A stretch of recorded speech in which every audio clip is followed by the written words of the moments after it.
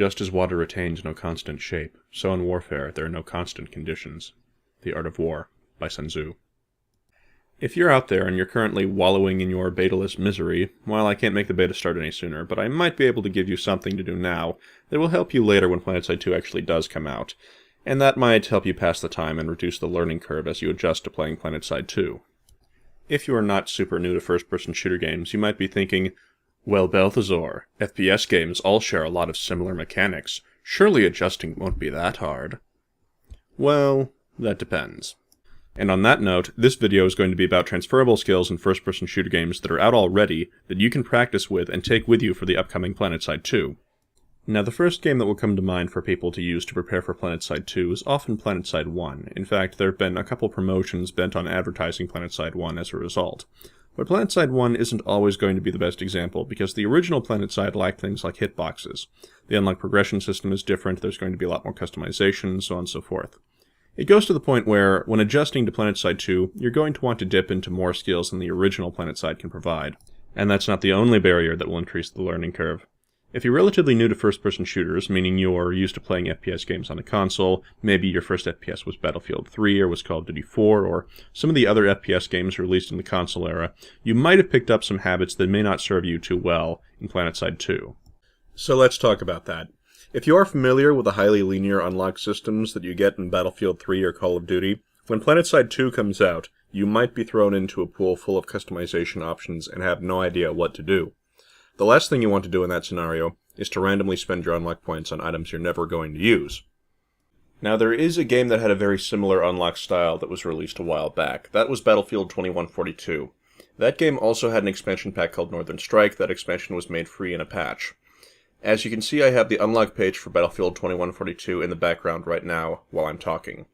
Now, here's something you're going to need to adjust to. If you're familiar more with the Call of Duty or Battlefield 3 kind of style, you might be used to the idea that to gain unlocks for a gun, you need to use it a lot. Same thing for classes.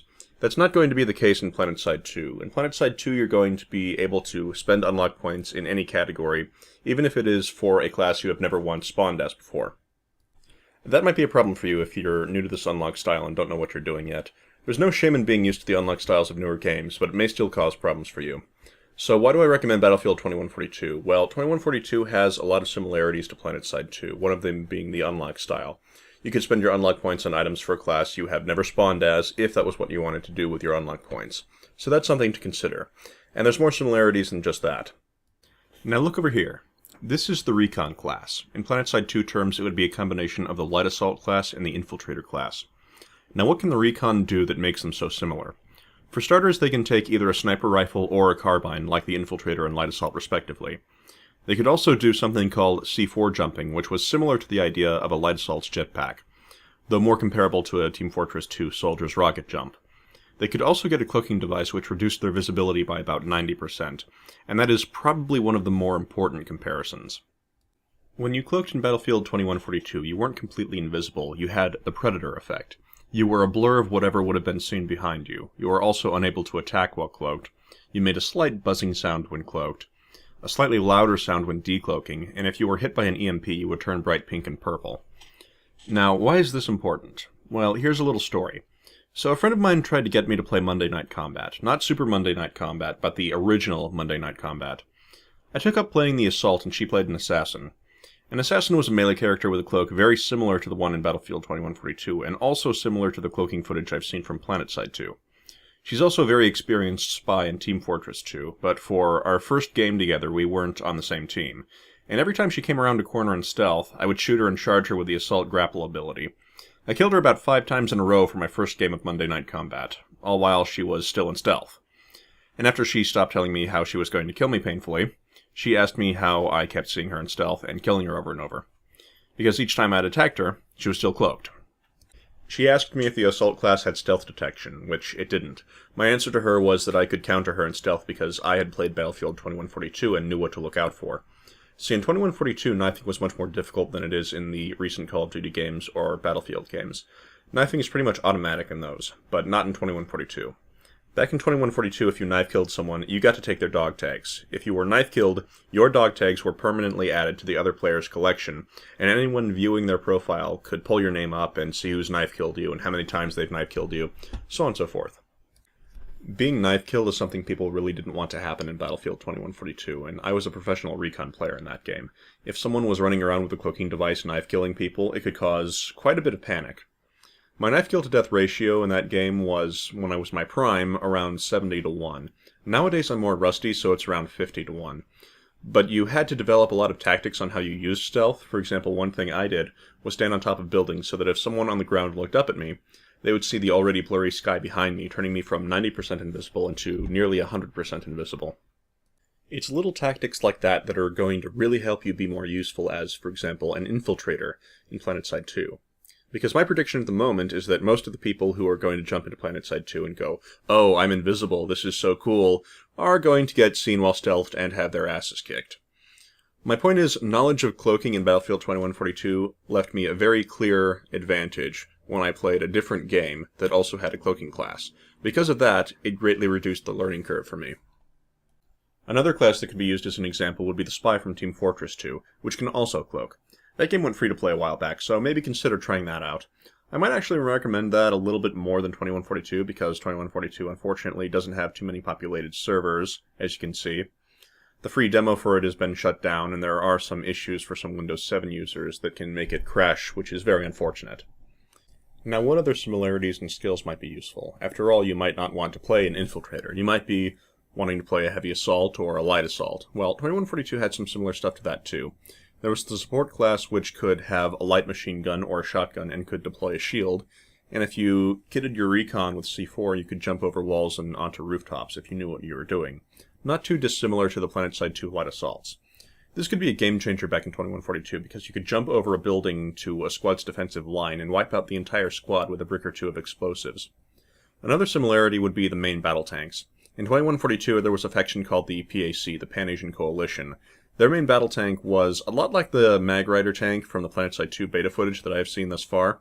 Now this may not stay as it is by the time that, we reach beta or launch, but if it does, then if you plan on driving a tank or fighting tanks, maybe this will be of use to you. So in the Planetside 2 beta footage that I've seen, the Vanu main battle tank, the Mag Rider, is a hover tank that can strafe left and right, but in return it has a main gun that is locked to the Y-axis, meaning that if you want to turn your gun to the left or right to shoot at something, you need to turn the entire tank. At least that's what I get from the footage that I've seen. Since it's a hover tank, that's not a big deal, but in 2142, the PAC main battle tank had exactly the same mechanic, and from what I can tell, nearly the same controls. It was a hover tank that could strafe left or right, it had a main gun bound to the Y-axis, and the tank itself had to turn if it wanted to shoot at something. This is going to be a bigger adjustment than people used to, say, Battlefield 3 tanks might think. People developed different strategies for fighting with these tanks. One that was very common was to side strafe around an enemy tank and shoot at it from different directions, trying to hit its weak spots while only having your frontal armor exposed for return fire. All in all, the point of this video is to express that transferable skills from other FPS games will help you, and someone familiar with mechanics that are more akin to Planetside 2 will have an advantage over those more used to Battlefield 3 or Modern Warfare 3. So in the interest of forewarning those of you who might be jumping into Planetside 2 thinking that it'll be just like Battlefield 3, you might be in for a rude awakening, and we don't want you to spend all your unlock points on, say, a sniper rifle and then discovering that you can't use it for the class that you'd like to play. Or discovering that it's not quite like Battlefield 3 and you go off in a tank all on your lonesome and find 10 tanks sitting around a corner waiting to kill you. I will be providing more information on the strategies and tactics in Planetside 2 and making tutorials for it depending on what beta content is allowed to be shown. We'll see how that goes. Till then, for those of you wallowing in betaless misery, consider brushing up on some of the older games that might be able to give you some good transferable skills that will give you a boost over Battlefield 3 or Call of Duty transfers. Or if you don't have the time or money to go pick up one of the older games to play them yourself, consider watching some of the other videos on YouTube about some of the strategies and tactics that we've been talking about. Maybe spy cloaking guides for Team Fortress 2 or 2142, maybe some 2142 tank footage, whatever you think is going to be best for what you plan to do once you start playing Planetside 2. I've included a few links to videos about what I talked about in the description below this video. I can't put in 50 links because I can't cover every possible role that any potential viewer could possibly want to play in Planetside 2, but you should have at least some idea of the roles in Planetside 2 that you're at least interested in, and you should be able to find your way from there. One thing to note is that the tactics in 2142 or Team Fortress 2 won't be identical to Planetside 2, of course. But some of the skills akin to certain roles will carry over well into Planetside 2, and that may help you lower the learning curve. Because it's only a matter of time until Planetside 2 is out in public. Beta won't last forever, after all. Hopefully I'll be able to upload content about the beta, we'll see what they say. But eventually, we'll all see each other on the field at release. When that day comes, hopefully you'll have an edge over the people switching from Battlefield 3 and Call of Duty. Oh, and one more thing. This was kept to the end of the video, so only the people who actually watched it got to know about it. At the time this video was uploaded, people from Planetside 2 are giving away beta keys on the Planetside 2 Twitter. Planetside 2 giving away keys is common knowledge, but in this case, there's something special that you need to know. Now, when I say they were doing a key giveaway, you probably thought that by the time you hear this, all the keys will be given out already, so do note, the keys are not being given out on a first-come, first-served basis. And they don't appear to be given out by random number generator either. Do you know what that means? You, my average viewer, might actually have a chance to get a Planetside 2 beta key. Many games give keys out on a first-come, first-served basis, and they're out of stock in 5 minutes usually. And by the time you hear about it and can do anything, it's long out of stock and since been closed. But not in this case. They do not seem to be giving away keys on a first-come, first-served basis or entirely random basis on Twitter. Now, here's what else you need to know. Because they are not tossing keys out randomly, spamming won't help you get a key. People who are posting too much too quickly are getting blocked. Also, you seem to need to say something witty or fitting to impress the person reading your tweet to earn a key from them. And if you can't think of anything witty to say, you can always just ask politely. A whole lot of people have also gotten Planetside 2 beta keys just because they asked nicely instead of begging. That works too. In addition to that, you might be surprised just how many people don't bother going to the Twitter for the beta key handout, thinking that there's no chance of getting a key.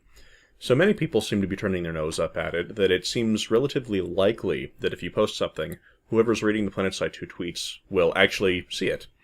And tweets seem to be responded to every few minutes, depending on who's there at the moment. Your odds at getting a key are better than you might think. But you have to come up with something witty. Spamming for a key won't help, nor will begging for a key. They seem to be, for the most part, ignoring beggars and blocking spammers. Come up with something witty, you'll probably be more likely to get a key as long as you're not spamming. I strongly recommend you look at the recent Planetside 2 tweets to see who is talking at the moment, and read some of the recent conversations to get an idea of what to say that might land you your Planetside 2 Priority Access beta key. I have included a link to Twitter and to the Planetside 2 Twitter page in the description below this video. It is very easy to set up a Twitter account if you do not have one, and when you create a Twitter account, there is a small tutorial. I made a Twitter account specifically to get my key, and it took me under 20 minutes worth of effort. And that's including the time that it took to learn how to do stuff on Twitter. Now, one thing I'd advise you against is spamming messages wondering if your tweet target got what you said. Odds are they have. Don't be discouraged if your first and second comments are not noticed. At the moment, it seems like every 1 out of 3 to 5 is answered, which is still fairly high considering the spam these pages usually get. Also, please don't post a comment saying, "Thanks for helping me get a beta key." If you like this video, like it, maybe favorite it, but this information to help people get keys is not meant for people who showed up just to troll the comments section. If you did get a beta key from this video, post the code words. Flamethrower Max is best max, and I will know what it means. So will everybody else who watched this video all the way through. Good luck on getting your keys, and remember, read through the previous conversations of the current person posting on behalf of Planetside 2, and use that to get an idea for what to say, so that you yourself can get a key. Don't beg, don't spam, and use your imagination. Good luck. I'll see you all in the field.